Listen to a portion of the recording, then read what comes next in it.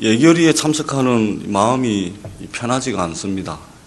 400조가 넘는 예산을 심의하는 이 자리에서 정말 중요한 자리에서 의욕이 넘치셔야 될 우리 장관님들께서 고개를 숙인 채 계신 모습을 보면서 여러 가지 생각이 듭니다. 먼저 총리께 여쭤보겠습니다. 오늘 총리께서 오전에 국무위원 간담회를 소집하셨습니다. 그리고 공직기강을 강조했습니다. 맞습니까? 여러 가지 얘기를 했습니다. 지금 우리 이 오늘의 현상의 실체를 파악하기 위한 진상 규명을 서둘러야 되고 강력하게 그렇게 해야 된다는 점, 그럼에도 불구하고 우리 민생을 챙기기 위한 노력을 멈춰서는 안 된다는 점, 우리 공무원들부터 바로 잘 해야 된다는 점, 이런 점들을 여러 가지를 같이 이야기를 나눴습니다. 공직기강에 대해서 총리께서는 전 공직자는 은행에 유의를 하고 공직기강을 엄정히 유지해 나가야 한다. 공직자의 일거수일투족에 언론과 국민의 관심이 집중되고 있다는 사실을 인식해서 말과 행동에 신중하고 자중해야 한다. 이렇게 말씀을 하셨습니다. 저는 우리 총리님의 말씀, 그 마음을 10분 이해를 합니다. 그럼에도 불구하고 좀 의아스럽게 생각합니다. 왜냐하면 우리 총리께서 공직자의 은행에 대한 단속을 주문하시기에 앞서서 왜 지금 이런 사태가 벌어졌는지, 이 나라가 이렇게 난리가 나가지고 공직기강이 무너지고 있는지, 이러한 부분에 대해서 먼저 개선하겠다는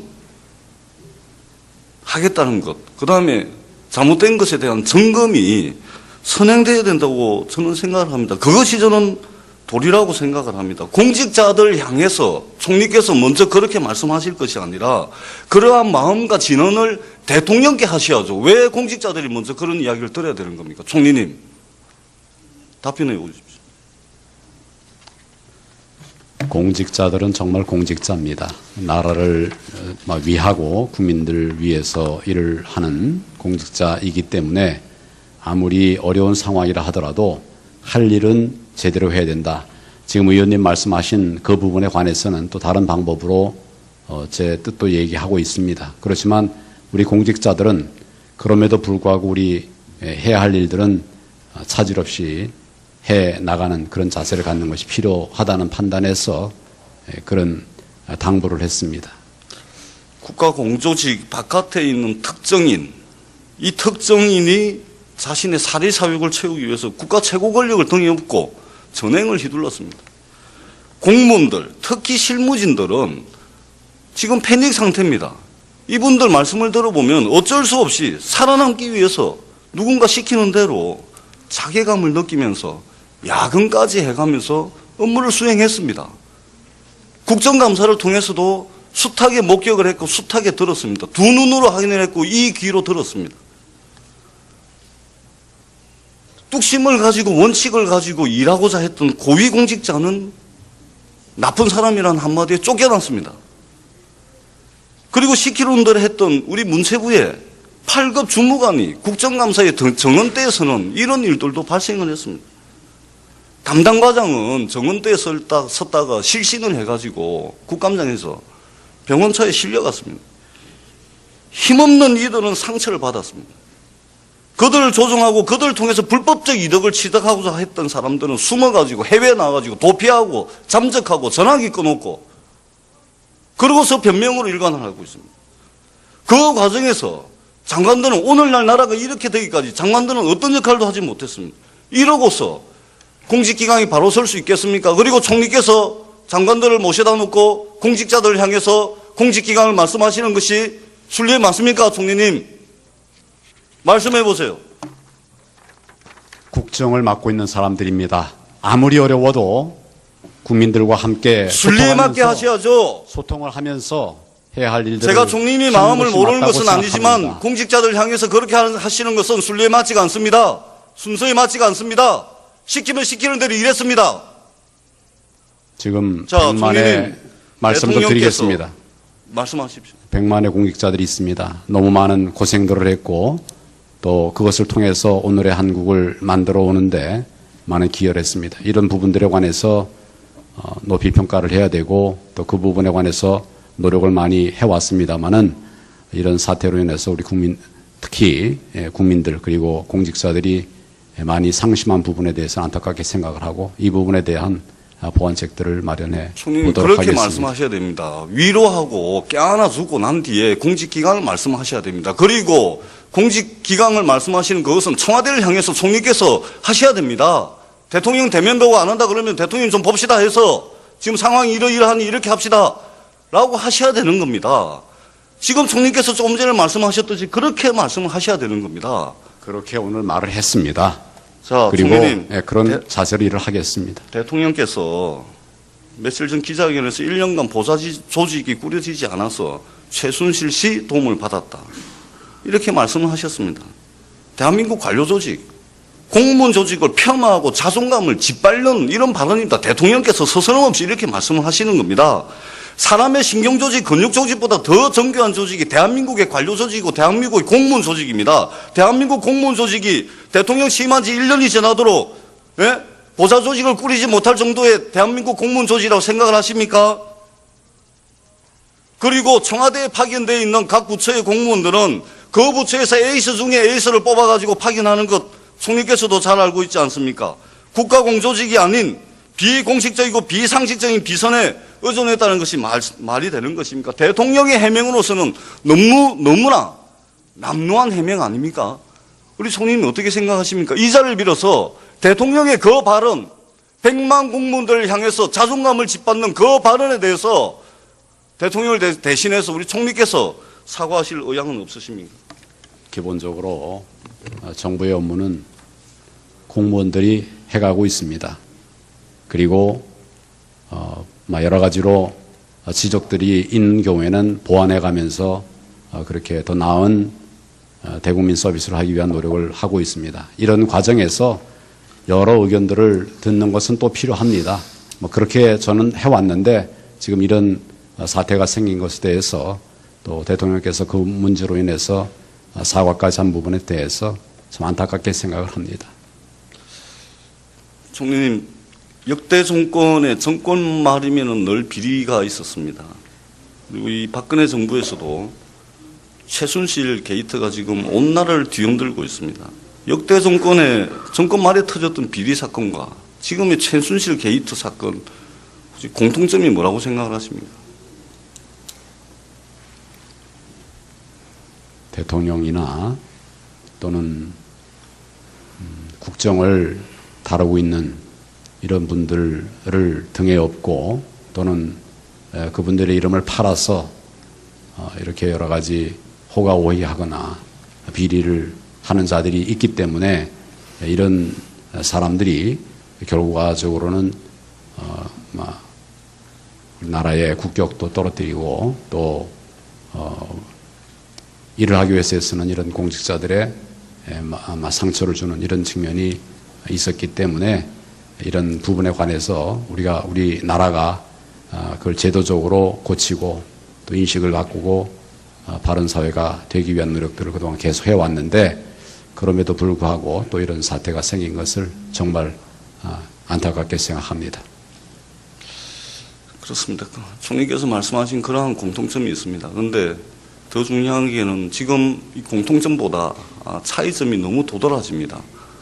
역대 정권의 비리는 개인 비리 또는 개인 몇몇 대통령 측근 몇몇 친인척들 몇몇의 사리 사욕 개인적 편취 이익을 편취하고자 했던 그러한 비리 사건이었습니다. 근데 지금 최순실 게이트는 어떻습니까? 민간 사이드에서는 정경련을 동원해가지고 800억에 달하는 돈을 기업들 경제도 어려운데 기업들 팔을 비틀어가지고 800억 가까운 돈을 모금을 합니다. 국가와 정부를 상대로 해서는 자신들의 비즈니스 모델 비즈니스의 상대로 국가와 정부를 선택을 해서 아무런 리스크도 없는 사업을 진행을 했습니다. 그렇지 않겠습니까? 그리고 국감을 통해서 드러났듯이 여러 정부에서는 행자부, 문체부, 농림부, 국토부 등등에서는 행정적 특혜와 행정적 서비스를 이 비선실세계 제공을 했습니다. 질적으로 틀립니다. 그래서 지금 온 나라가 공황 상태에 빠져 있는 겁니다. 우리 대통령 비서실장께서 1000년 전에 사라졌던, 말씀을 하셨듯이 1000년 전에 사라졌던 이 봉건 시대, 그 봉건 시대보다 못한 나라에 살고 있는 국민이다라는 자소 섞인 이야기가 나오고 있는 것입니다. 총리님, 미르재단, K스포츠재단 관련해서 문체부, 농식품부, 금융위원회, 국토교통부 지금까지 의혹이 제기되고 확인된 것만 이 부처가 있습니다. 총리께서 취한 조치가 있으십니까? 지금까지. 지금 거듭 말씀을 드렸습니다마는 어떤 불법들이 있었는가, 어떤 비리가 있었는가를 조사하고 있습니다. 이런 부분들이 확인이 되는 대로 또 수사가 다 끝나기 전이라도 필요한 조치들이 있으면 조치를 해나가도록 그렇게 할 것입니다. 검찰이 하고 있는 것이고 총리께서 하신 건 없지 않습니까? 기본적으로 정확한 진상이 무엇인가 이것을 확인하는 것이 선행되어야 됩니다. 그런 부분에 관해서 검찰이 노력을 하고 또 오늘 발표도 했습니다마는 서울지검장이 책임자가 되는 이런 수사팀의 확대가 있었고 신속한 조사를 철저하게 하겠다고 하는 표명이 있었던 것으로 알고 있는데 이런 걸 토대로 해서 정말 이 사안과 관련해서 불법이 있었던 사람들은 누가 됐든 그에 상응한 그 이상의 처벌이 될 수 있도록 노력을 할 것입니다. 총리님, 우리 국민들은 정부를 향해서 수사를 통해서 명명백백하게 책임질 사람 책임지고 하는 것도 중요하지만 지금 이 시점에서는, 그리고 이게 몇 달째입니까? 상식적 수준의 답을 요구하고 있는 것입니다. 상식적 수준의 답 말입니다. 그것을 지금 정부가 못하고 있습니다. 수사기관에만 맡겨가지고 어느 세월에 국민들 상식적 수준에서 정부가 하실 수 있는 일들을 즉각적으로 총리께서 좀 해주시기를 당부드립니다. 비상 상황 아닙니까? 필요한 조치들을 엄중한 대처의 각오로 그렇게 나가도록 하겠습니다. 청와대 정무수석님 여쭤보겠습니다. K스포츠 미르재단 관련해서 기업들로부터 800억을 모금하는데 안종범 청와대 전 경제수석께서 이제 관여했다는 언론 보도도 있었고 청와대 기밀 문건 유출도 있었습니다. 청와대에서 어떤 조치를 취했습니까? 말씀드리기 송구스럽지만 지금 검찰 수사가 진행되고 있고 만약에 청와대가 자체적으로 어떤 그 내부 조사를 한다거나 하면 그것조차 또 그 검찰 수사에 영향을 주기 위한 것이라고 의혹 제기가 될 수도 있기 때문에 지금 검찰 수사에 적극적으로 임할 그런 태세로 있습니다. 수석님, 청와대 직무감찰 시스템이 있습니다. 공직기강 비서실이 있습니다. 이메일 수발신 데이터가 다 저장되고 축적되고 있습니다. 국민들께서 상식적 수준의 해명을 요구를 하고 있습니다. 우리 정무수석께서 명심해 주시기를 바랍니다. 그리고 총리께 여쭤보겠습니다. 지금 대통령의 국정운영 동력이 다 떨어졌습니다. 대통령의 권한을 행사하는 최소한의 도덕성과 권위, 권능이 없어졌다고 조선일보 사설에서도 이야기를 하고 있습니다. 우리 총리님 안타깝지만 비롯해서 내각이 과연 무엇을 할 수 있다고 생각을 하십니까?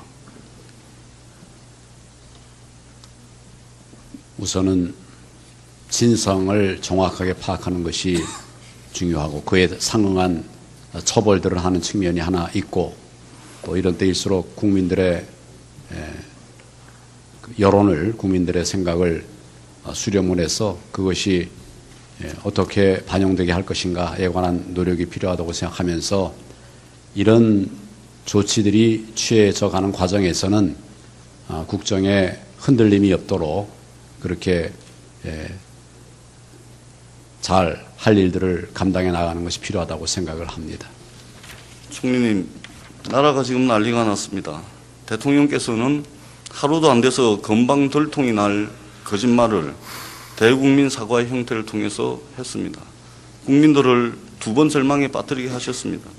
나라가 난리가 났는데도 청와대 비서진 내각에서 책임지는 사람은 한 분도 없습니다. 그동안 쭉 그래왔습니다. 우리 총리께서는 경험과 경륜이 풍부하시긴 유능하신 분이긴 하지만 인사권자인 대통령의 상황, 심기가 아니라 공황에 빠져있는 우리 국민들 책임진다는 마음으로 국정운영에 지금 이런 사태가 벌어졌는지, 이 나라가 이렇게 난리가 나가지고 공직기강이 무너지고 있는지, 이러한 부분에 대해서 먼저 개선하겠다는 것, 그 다음에 잘못된 것에 대한 점검이 선행돼야 된다고 저는 생각을 합니다. 그것이 저는 도리라고 생각을 합니다. 공직자들 향해서 총리께서 먼저 그렇게 말씀하실 것이 아니라 그러한 마음과 진언을 대통령께 하셔야죠. 왜 공직자들이 먼저 그런 이야기를 들어야 되는 겁니까? 총리님, 답변해 주십시오. 공직자들은 정말 공직자입니다. 나라를 위하고 국민들 위해서 일을 하는 공직자이기 때문에 아무리 어려운 상황이라 하더라도 할 일은 제대로 해야 된다. 지금 의원님 말씀하신 그 부분에 관해서는 또 다른 방법으로 제 뜻도 얘기하고 있습니다. 그렇지만 우리 공직자들은 그럼에도 불구하고 우리 해야 할 일들은 차질 없이 해 나가는 그런 자세를 갖는 것이 필요하다는 판단에서 그런 당부를 했습니다. 국가공조직 바깥에 있는 특정인, 이 특정인이 자신의 사리사욕을 채우기 위해서 국가 최고 권력을 등에 업고 전횡을 휘둘렀습니다. 공무원들, 특히 실무진들은 지금 패닉 상태입니다. 이분들 말씀을 들어보면 어쩔 수 없이 살아남기 위해서 누군가 시키는 대로 자괴감을 느끼면서 야근까지 해가면서 업무를 수행했습니다. 국정감사를 통해서도 숱하게 목격을 했고 숱하게 들었습니다. 두 눈으로 확인을 했고 이 귀로 들었습니다. 서는 안 된다는 점, 우리 공무원들부터 바로 잘 해야 된다는 점, 이런 점들을 여러 가지를 같이 이야기를 나눴습니다. 공직기강에 대해서 총리께서는 전 공직자는 은행에 유의를 하고 공직기강을 엄정히 유지해 나가야 한다. 공직자의 일거수일투족에 언론과 국민의 관심이 집중되고 있다는 사실을 인식해서 말과 행동에 신중하고 자중해야 한다. 이렇게 말씀을 하셨습니다. 저는 우리 총리님의 말씀, 그 마음을 10분 이해를 합니다. 그럼에도 불구하고 좀 의아스럽게 생각합니다. 왜냐하면 우리 총리께서 공직자의 은행에 대한 단속을 주문하시기에 앞서서 왜 예결위에 참석하는 마음이 편하지가 않습니다. 400조가 넘는 예산을 심의하는 이 자리에서 정말 중요한 자리에서 의욕이 넘치셔야 될 우리 장관님들께서 고개를 숙인 채 계신 모습을 보면서 여러 가지 생각이 듭니다. 먼저 총리께 여쭤보겠습니다. 총리께서 오전에 국무위원 간담회를 소집하셨습니다. 그리고 공직기강을 강조했습니다. 맞습니까? 여러 가지 얘기를 했습니다. 지금 우리 이 오늘의 현상의 실체를 파악하기 위한 진상 규명을 서둘러야 되고 강력하게 그렇게 해야 된다는 점, 그럼에도 불구하고 우리 민생을 챙기기 위한 노력을 멈춰 뚝심을 가지고 원칙을 가지고 일하고자 했던 고위공직자는 나쁜 사람이라는 한마디에 쫓겨났습니다. 그리고 시키는 대로 했던 우리 문체부의 8급 주무관이 국정감사의 정원대에서는 이런 일들도 발생을 했습니다. 담당 과장은 정원대에 섰다가 실신을 해가지고 국감장에서 병원차에 실려갔습니다. 힘없는 이들은 상처를 받았습니다. 그들을 조종하고 그들을 통해서 불법적 이득을 취득하고자 했던 사람들은 숨어가지고 해외에 나가지고 도피하고 잠적하고 전화기 끊었고 그러고서 변명으로 일관을 하고 있습니다. 그 과정에서 장관들은 오늘날 나라가 이렇게 되기까지 장관들은 어떤 역할도 하지 못했습니다. 이러고서 공직기강이 바로 설 수 있겠습니까? 그리고 총리께서